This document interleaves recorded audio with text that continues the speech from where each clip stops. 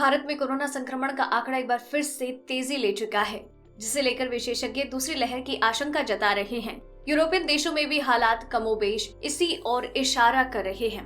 हालांकि वैक्सीन लगाई जा रही है, लेकिन इसके बाद भी एंटीबॉडीज का नतीजा देखने में अभी समय लग सकता है।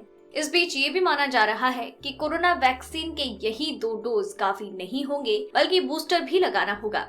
लगभग साल भर के भीतर ही कोरोना वायरस के बारे में वैज्ञानिकों को नई जानकारियां जुटाई है और यहाँ तक कि कई देश टीका तैयार कर चुके हैं। ये अपने आप में उपलब्धि है, क्योंकि इससे पहले किसी भी वायरस का टीका इतने कम समय में नहीं बना था। लेकिन अब भी विशेषज्ञ चिंता में हैं। बात असल में ये है कि वो इस टीके की समयावधि के बारे में नहीं जानते। उन्हें आशंका है कि जल्द ही इस टीके से बनी एंटीबॉडी खत्म हो सकती है। ऐसे में बूस्टर शॉट बनाए जाने की तैयारी हो रही है।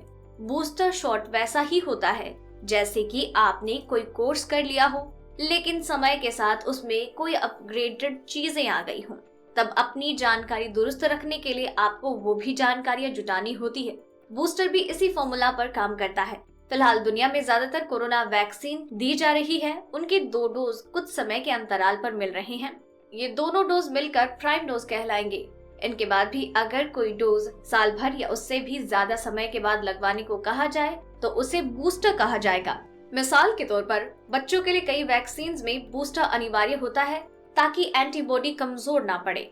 बूस्टर डोज एक खास तरीके का काम करता है जिसे इम्यूनोलॉजिक मेमोरी कहते हैं। हमारा इम्यून सिस्टम उस वैक्सीन को याद रखता है जो शरीर को पहले दिया जा चुका है।